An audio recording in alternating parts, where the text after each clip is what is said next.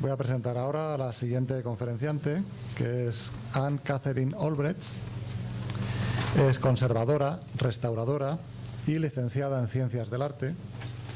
Trabaja en Faro, que es un organismo dependiente del Ministerio de Cultura de Flandes y cuyo nombre podríamos traducir como la Agencia del Patrimonio Cultural de Flandes, que es, de nuevo, una institución con muchas similitudes con nuestro Instituto del Patrimonio, o quizá lo debería decir con el Instituto Andaluz de Patrimonio Histórico.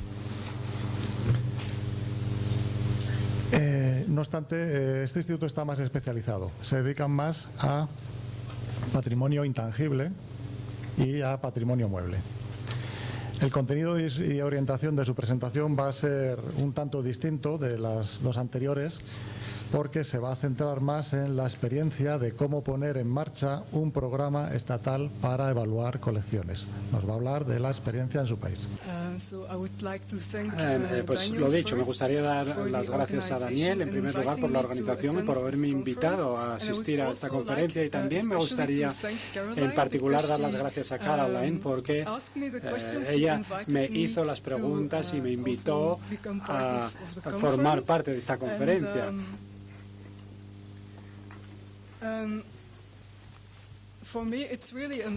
Para mí es sin duda un honor y un placer estar aquí. Espero que lo que yo diga sirva de inspiración para aquellos que no lo estén haciendo ya, que inicien una evaluación del valor cultural de las colecciones o de las piezas de sus colecciones. Tessa ya ha hablado de la diferencia y ha explicado muy claramente cuál es la evaluación del valor, la evaluación de la significancia, o básicamente viene a significar lo mismo. Nosotros tenemos el mismo problema lingüístico en Bélgica con esta palabra, ¿no? La significancia. Así que voy a pasar directamente al contenido, al índice de la presentación. En primer lugar, voy a tomar una perspectiva, digamos, alejada, ¿no?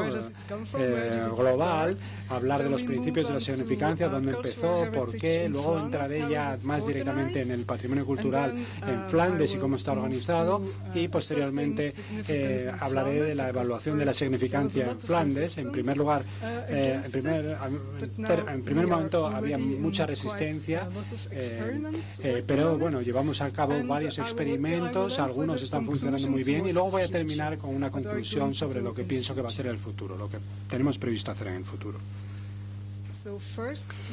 Así que, hablando de los principios de la significancia, yo diría que tenemos que remontarnos a 1979 con Burra Charter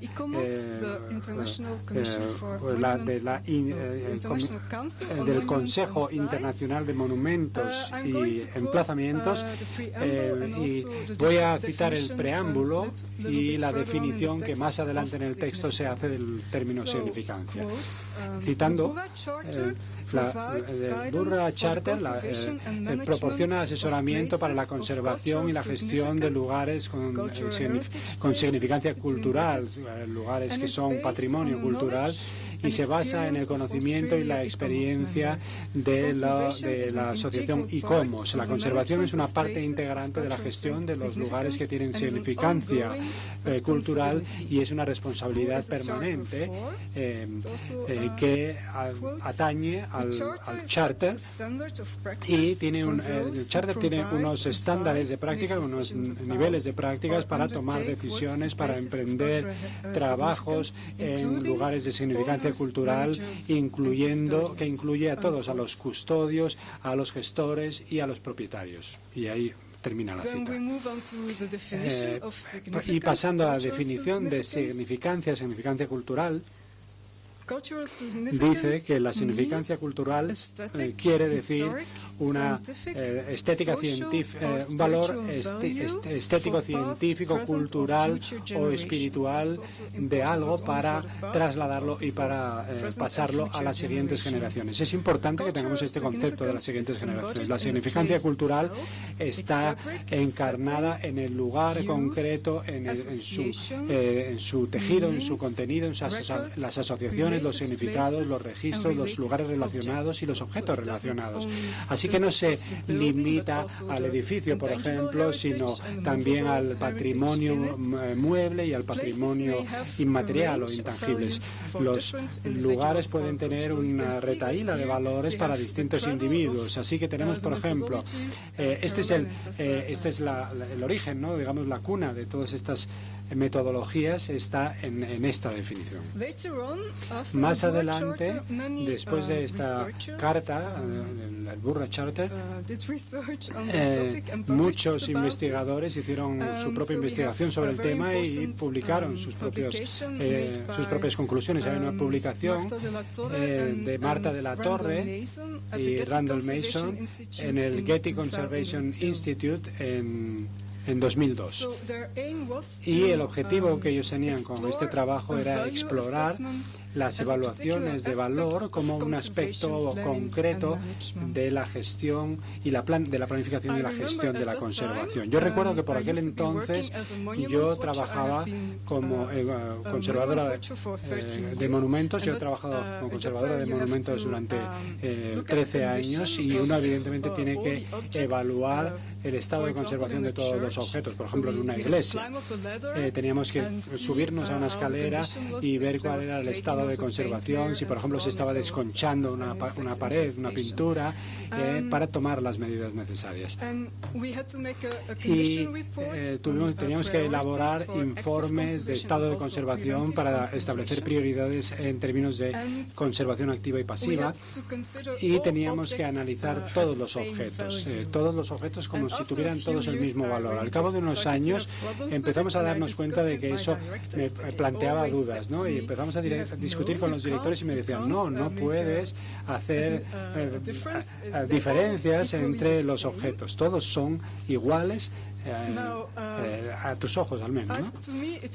Para mí, yo tenía la sensación de que no era factible ni sostenible tampoco, porque era económicamente imposible preservar o conservar todo exactamente con el mismo nivel de conservación. Pero por otro lado, sabía y tenía la sensación de que era muy difícil establecer valores y priorizar, porque evidentemente ese es solo mi punto de vista, y teníamos que tener en cuenta el punto de vista no solamente de los expertos, sino también el de la gente que acudía a esas iglesias. Por ejemplo, yo recuerdo que en una ocasión acudí a una iglesia y vi una pintura muy importante, uno de los pocos ejemplos que hay en Flandes del estilo manierista.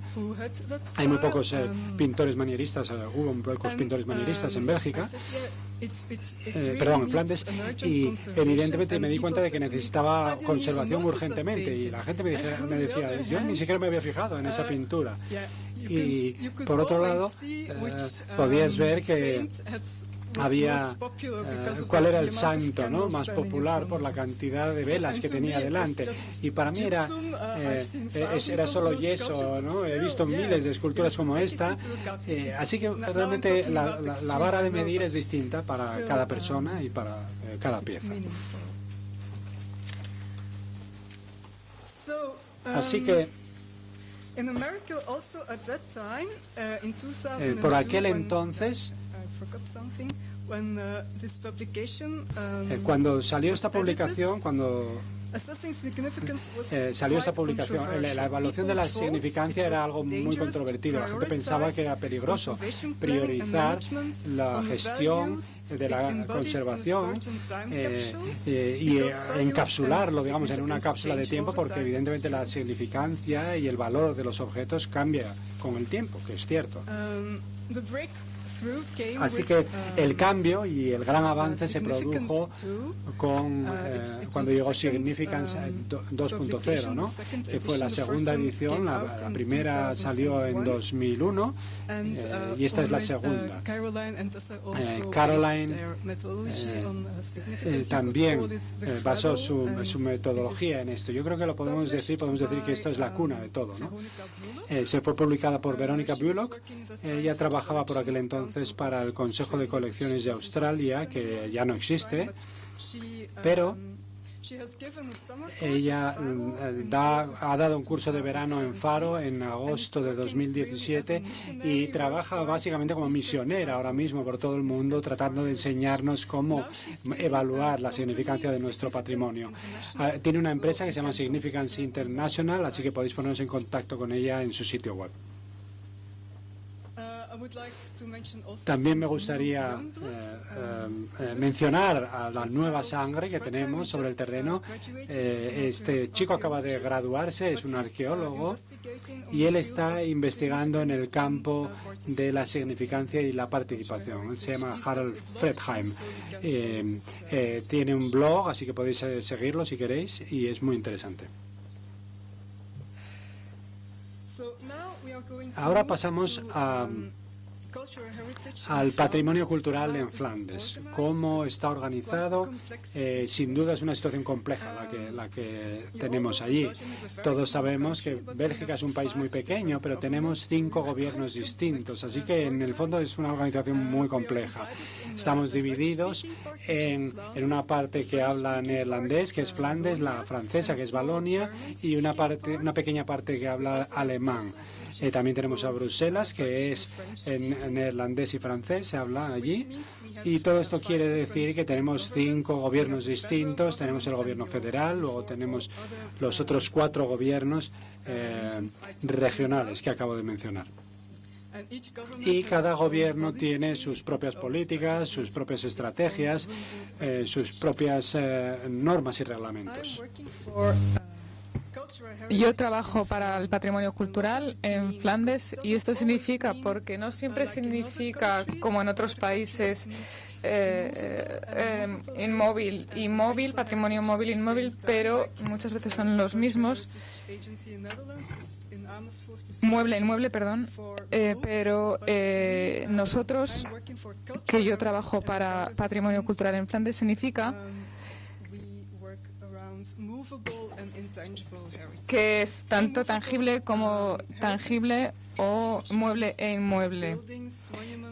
Edificios, paisajes, arqueología, son parte de otro departamento y tiene otros ministerios y otras estrategias.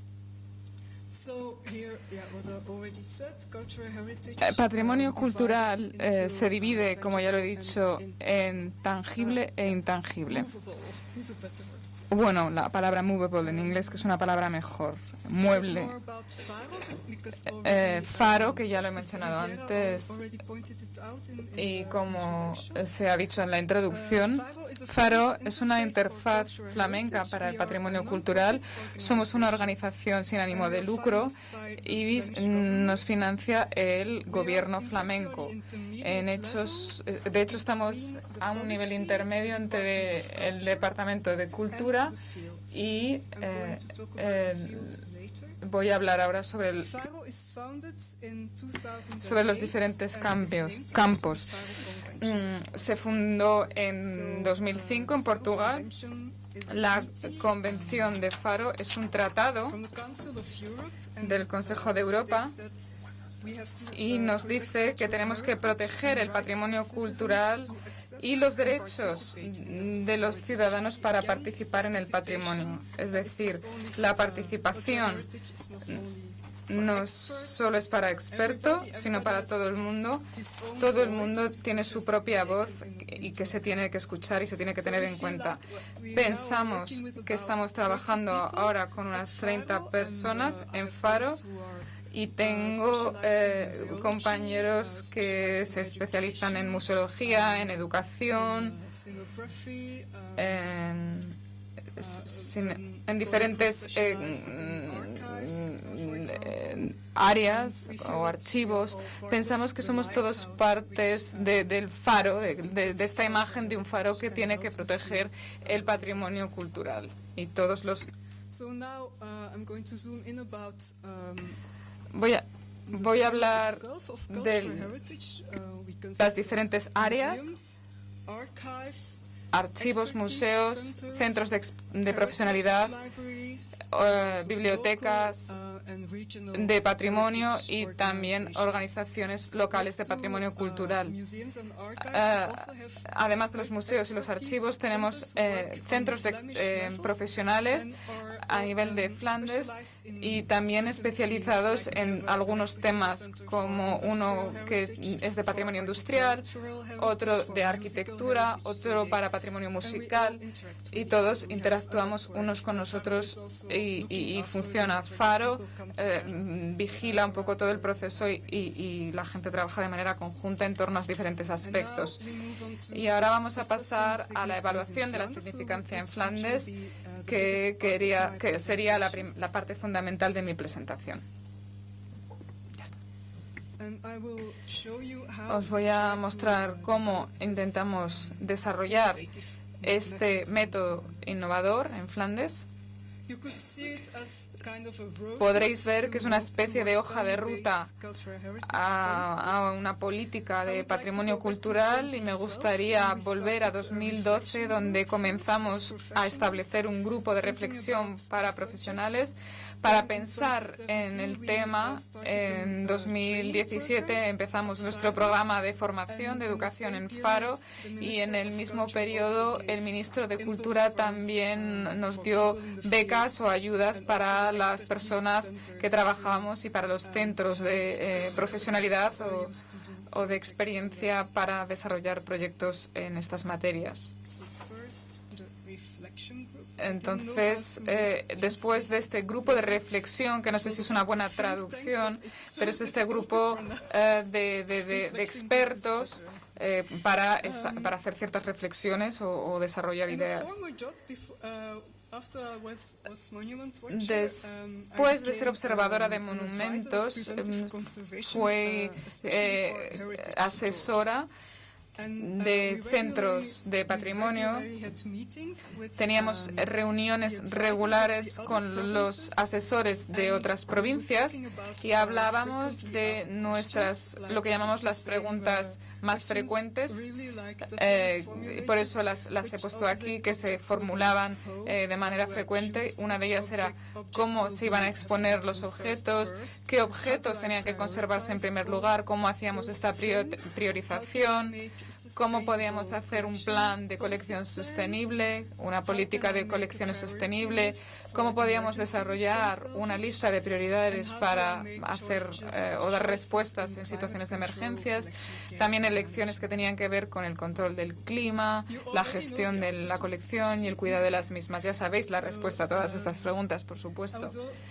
También me gustaría mencionar la publicación de Agnes Broekhoff de la Agencia de Patrimonio Cultural. Es una compañera de Tessedur que une la evaluación del valor con la gestión del riesgo. Entonces se puede también encontrar en una versión traducida al inglés en este link, pero también no lo tenéis que escribir porque os daremos la presentación después. Esta es la tabla de contenidos que está en neerlandés, pero una de las cosas que tenemos que hacer en primer lugar es la evaluación y después se puede hacer el análisis de riesgos de acuerdo al estado de deterioro en el que se encuentran los elementos. Esta es una diapositiva o una forma de diapositiva muy ilustrativa, donde tenemos el plan en la parte de la izquierda, el plano, y los objetos están situados en el plano. En primer lugar tenemos que hacer la evaluación de valor y los colores significan en rojo, por ejemplo, si tienen un valor alto o no, y después se evalúa el riesgo a una exposición, por ejemplo, a la luz o el deterioro causado por la luz. Tenemos códigos de color también para esto, que de acuerdo a las necesidades de la colección, por ejemplo, el papel es vulnerable a la luz en comparación con la piedra, y después se puede identificar la luz que hay expuesta en la habitación, en la sala, y si pones todas las transparencias juntas, se puede hacer una priorización de lo que realmente es bueno para el cuidado de cada colección, o lo que deberíamos hacer en primer lugar para conservarla. Si volvemos a este grupo de reflexión, a este laboratorio de ideas que nosotros desarrollamos, cuando comenzamos nos hacíamos preguntas también como las siguientes. ¿Qué es lo que necesitamos y estamos realmente preparados para evaluar la significancia en Flandes? Pensamos también en nuestro método de registro, el hecho de que si queríamos hacer una significancia de las diferentes colecciones, necesitábamos una terminología uniforme, que es un reto muy importante. También necesitábamos, o lo más urgente era hacer o para evaluar el valor de nuestro patrimonio religioso. Se publicó en 2016 también, inspirado por el ejemplo de los Países Bajos, pero más apropiado para nuestro propio contexto de Flandes. En 2015 tuvimos una mesa redonda con personas que trabajaban sobre el terreno para detectar las necesidades que teníamos en aquel momento. Y en aquel momento, afortunadamente, ya teníamos la metodología instaurada, que es muy popular en Flandes, porque tiene una estructura muy buena y realmente te facilita saber los pasos que se tienen que tomar en primer lugar y hacerlos de una manera estructurada. También teníamos una necesidad real de tener unas reglas o normas básicas que se pudieran aplicar en nuestros archivos, en los museos, en las las bibliotecas de patrimonio y para el patrimonio intangible. También necesitábamos una compilación o una agrupación de buenas prácticas, porque este proceso, la verdad es que requiere de muchísimo tiempo y de apoyo también financiero. Es un proceso que requiere un trabajo muy amplio.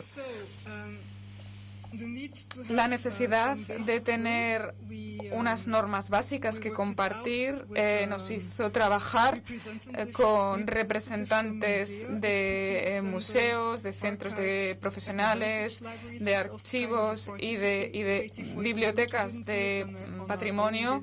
Lo hicimos juntos, no solo nosotros mismos, sino con profesionales sobre el terreno, que nos hizo establecer una serie de normas básicas, Basisnormen en nuestro idioma, y las publicamos en 2016.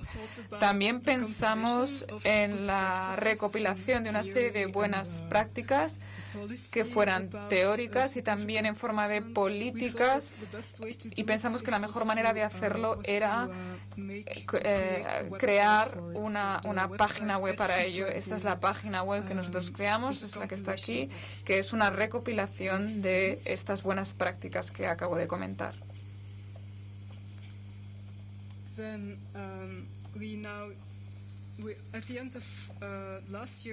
El año pasado, a finales del año pasado, establecimos también otro laboratorio de ideas, otro grupo de reflexión sobre el registro de la evaluación de significancia, porque teníamos muchísimos argumentos, pero la forma en la que registrarlo, de hacerlos en nuestro sistema, pues tenía que ser debatida. También se hizo con representantes de todo el campo, de todo el área, y en el futuro también nuestra idea es hacer una recopilación de grupos de expertos, de pools de expertos, para que todo el mundo sepa cuál es la información. Si necesitamos a alguien, por ejemplo, que quiera darnos consejos sobre cómo hacer una evaluación, pues necesitamos expertos y consejo o asesoramiento en este sentido, que será nuestro próximo proyecto. He hablado sobre estos grupos de reflexión, estos laboratorios de idea, pero también ahora tenemos como un grupo de 50 personas que está formando parte del proceso, que realmente tiene mucha fe en el proyecto, pero también nos hemos encontrado muchísimos ejemplos de resistencia desde 2012 hasta 2015. esta resistencia por parte de las personas que han trabajado en esto es algo así, ¿no? Que hacen mucho trabajo diario, que hacen evaluaciones diarias y que es muchísimo trabajo, que no necesitan una metodología, que la participación tampoco es importante, porque si lo haces a nivel participativo, ¿hasta dónde puedes ir? ¿Hasta qué punto puedes ir?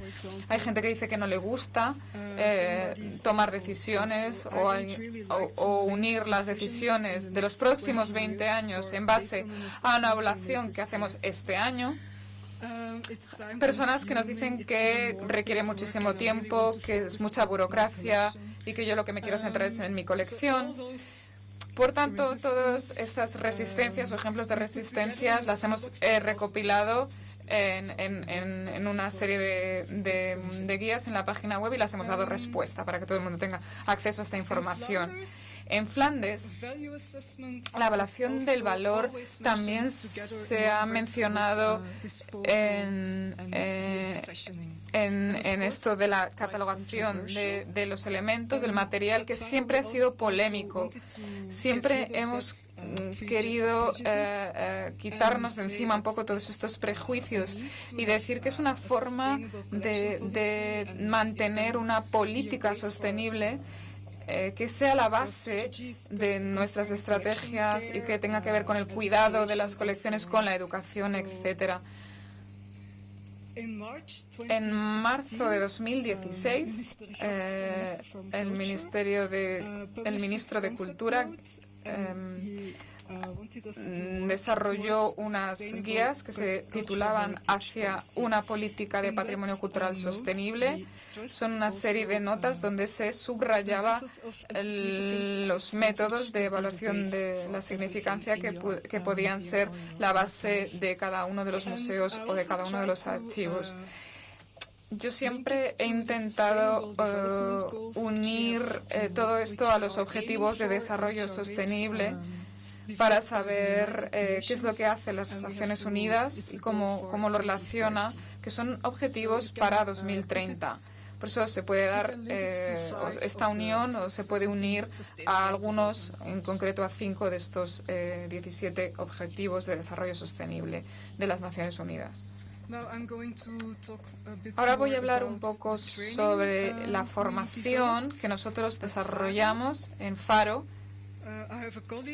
Tengo una compañera, Jacqueline of Leven, que pensaba en estructuras y en el cuidado de la calidad de nuestra organización y, por primer lugar, para la evaluación de la significancia, ella pensó en una diferenciación mayor en el campo de la educación. Por eso hemos tenido tres tipos de formaciones, de programas de formación. Tuvimos un curso para principiantes de 3 días, después una masterclass, una clase magistral para expertos y también un curso más en detalle para los expertos, para los pilotos.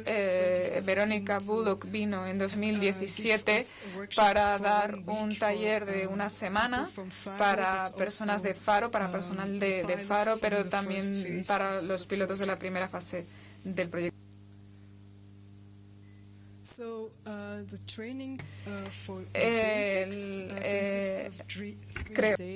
La formación duraba, para la formación básica era de 3 días, para que la gente pudiera hacer una evaluación de significancia para un objeto y una declaración de significancia para un objeto. En las imágenes se ve a Mónica, Mónica es el símbolo de nuestra oficina y nos da una idea del ejercicio que hemos hecho con este objeto, que para los belgas está un poco polarizado. Tenemos una especie de relación amor-odio con él, pero creo que este ejercicio nos permite apreciar mucho más a esta figura.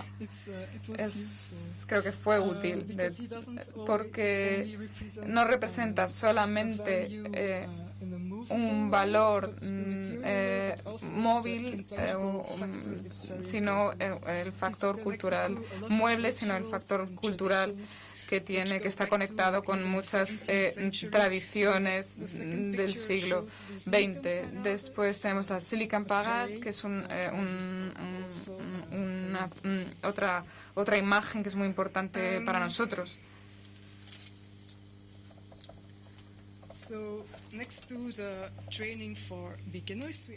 Después de esta formación básica tuvimos clases magistrales que organizamos en primer lugar para los proyectos pilotos, pero se dirigía a todos los expertos e invitamos, por supuesto, a Tessa y a Caroline para que dieran un poco las clases magistrales de su metodología. También invitamos a psicólogos.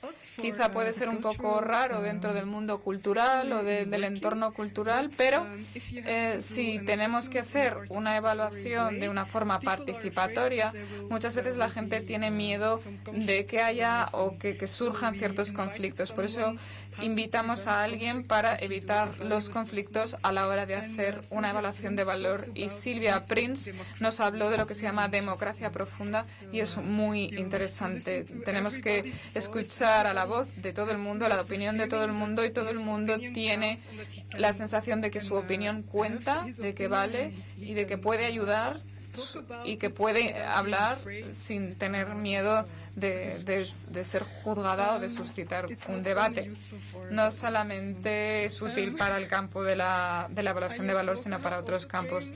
Agnes Broque-Forbino y Sofía Labadí de la UNESCO también habló sobre la evolución de la Convención para el patrimonio mundial o internacional, porque ella piensa desde un punto de vista de Europa, donde las personas deciden qué es lo que tiene que ser patrimonio mundial o internacional, pero trabajando en otro país muchas veces no tenemos la conexión necesaria y hay que tener, por supuesto, en cuenta a los habitantes del país y la opinión que tengan y el entorno en el que viven, también unido a lo que nosotros hacemos en la Convención de Faro.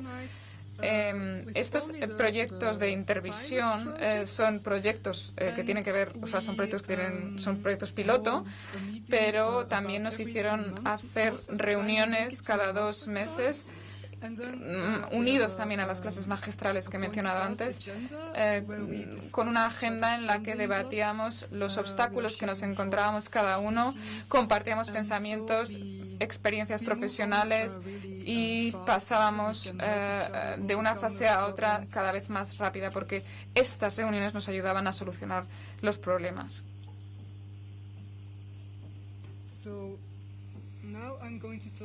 Voy a hablar ahora de la significancia, la evaluación de la significancia en Flandes y el impulso que nos dio el Ministerio de Cultura.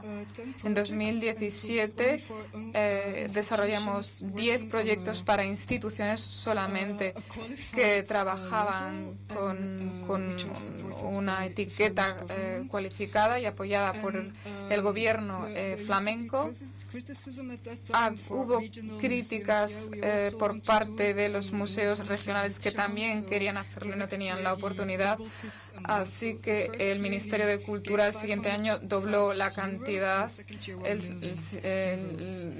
500.000 a 1 millón de euros que se dieron el segundo año para también apoyar estos otros museos. Al final podemos hablar de casi 24 proyectos, algunos de ellos duran 2 años y pidieron ayuda distribuida en 2 partes, ayuda financiera. Se pueden ver todos en la página web que está aquí, pero bueno, toda la información está en neerlandés. Esto es verdad que dio lugar a la creación de un jurado que elegía el proyecto más adecuado. El jurado encontró importante no solamente la ayuda a la institución en sí misma, sino el abordamiento de problemas que tienen que ver con todos los campos. Por ejemplo, ¿cómo evaluamos un archivo? ¿Es posible realmente hacerlo? ¿Cómo evaluamos el arte contemporáneo, que también es un reto fundamental? ¿Cómo evaluamos la significancia de forma participativa? ¿Cómo evaluamos el patrimonio industrial? ¿Cómo evaluamos el patrimonio intangible? ¿Cómo evaluamos las colecciones de comunidades de patrimonio cultural o cómo las enseñamos a hacer una evaluación por sí misma? En el proyecto en el que FGEA está trabajando ahora va en ese sentido. Es decir, hay muchos proyectos y creo que podemos dividirlos en diferentes niveles o diferentes grupos, proyectos que tienen que ver con evaluaciones a niveles de objetos, a niveles de colecciones, de subcolecciones y también para lo que llamamos patrimonio intangible. Hay proyectos que están teniendo lugar en archivos, en museos, en organizaciones locales, en bibliotecas de patrimonio y otros que los está desarrollando las propias comunidades o en aquellos en los que el papel de la comunidad es muy importante. Podemos también dividir los proyectos en diferentes temas como patrimonio cultural, industrial, intangible y de arte, porque es muy importante también, porque lo hemos hecho con proyectos de teatro, con marionetas incluso, que es una tradición en nuestro país. Las marionetas se utilizan para hacer teatro para niños y al mismo tiempo son patrimonio, porque los especialistas de conservación las conservan y no les gusta que se utilicen porque se pueden dañar, y también son proyectos diferentes e interesantes. Los grupos de interés también tienen que ser tenidos en cuenta. También tenemos proyectos que cuentan con elementos de colecciones privadas y también públicas. Y también lo podemos ver de esta forma, desde diferentes niveles, donde la participación es central, donde el patrimonio intangible es parte también de los diferentes proyectos, o donde también podemos contar con la participación local o de la comunidad local o incluso de voluntarios. Otra vez, el mismo esquema político, colecciones públicas o privadas, y haría divisiones continuamente, pero es importante resaltar que podemos unir todos los proyectos a la definición de ICOM de un museo. Sí, es importante resaltar o señalar el objetivo fundamental de estas evaluaciones y siempre volver a conectarlo con las políticas de la colección, que tengan que ver con la investigación, con la educación y demás. En nuestras políticas de patrimonio cultural utilizamos esta definición de ICOM, pero solo para museos, y también se puede aplicar, si queréis, para archivos o para bibliotecas de patrimonio. El ministro o el Ministerio de Cultura creyó que era importante incluir una quinta función que tiene que ver con la participación, que siempre todo este proceso se tiene que hacer de forma participativa. En cuanto a la política de las colecciones, el Museo de Middelheim, que es un museo de arte contemporáneo que está ubicado en un parque, pues nos encontramos en él con la dualidad del paisaje también y de las esculturas que forman parte del mismo. Allí querían hacer o quisieron hacer una evaluación de significancia para hacer una política de colección o de la colección clara. También tenemos un proyecto en el Museo Marítimo en Amberes, donde van a hacer realmente un museo nuevo y decidir qué objetos van a meterse dentro del nuevo museo, y para ello también hicieron una evaluación de significancia. También tenemos un centro de profesionales con archivos arquitectónicos que también trabaja para construir políticas dentro de su propia institución, y la lista de los demás la tenéis ahí expuesta. Otro tema otra forma de hacer una evaluación de significancia es para priorizar el cuidado o el mantenimiento de nuestra propia colección, que es uno de los objetivos de la red de bibliotecas de patrimonio. También hay proyectos regionales en los que estamos trabajando y que están trabajando en esta dirección. Y, por ejemplo, si nuestro objetivo tiene que ver con la investigación, pues nos podemos fijar en algunos proyectos que nosotros hemos hecho con museos arquitectónicos a nivel regional, como por ejemplo el patrimonio que tenía que ver con la Primera Guerra Mundial. En el campo de la educación también es muy útil. Lo podemos utilizar, por ejemplo, si hacemos una declaración de significancia, lo podemos utilizar para comunicarnos, para hacer una labor de comunicación y mejorar el trabajo educativo. Y los proyectos que se centran en la participación, pues también tienen que ver con la colección de Biddlehind, con la colección de del teatro, de las marionetas y también del patrimonio religioso como Leica, que Caroline ha mencionado antes, que es un ejemplo de un proyecto también muy participativo, y los demás que se pueden ver en la diapositiva. Algunos de los proyectos simplemente muestran herramientas que son disponibles o que están disponibles para todas las personas involucradas, que se pueden adaptar para cada una de las instituciones, como el Centro de Profesionales de Arquitectura, de colecciones de arquitectura, diferentes museos, como por ejemplo el Museo de Fotografía de Amberes, que desarrollan herramientas para ciertas comunidades y hacer una evaluación de la significancia en ellas. También tenemos un museo de arte contemporáneo en Ostend que está haciendo una herramienta para la evaluación de las obras de arte contemporáneo, entre otros. Pero ¿dónde nos encontramos en este momento? Creo que hemos evolucionado, pero no hemos hecho todo el trabajo. Entonces nos podemos inspirar si nos fijamos en la página web que está ahí, el Garden, que desafortunadamente está en holandés. Las ayudas que vienen del ministerio, pero en cualquier caso se puede pedir, se puede proponer un proyecto y tratar de conseguir fondos de un presupuesto más amplio. Nosotros hemos reunido todos los proyectos de la fase 1 en un vídeo.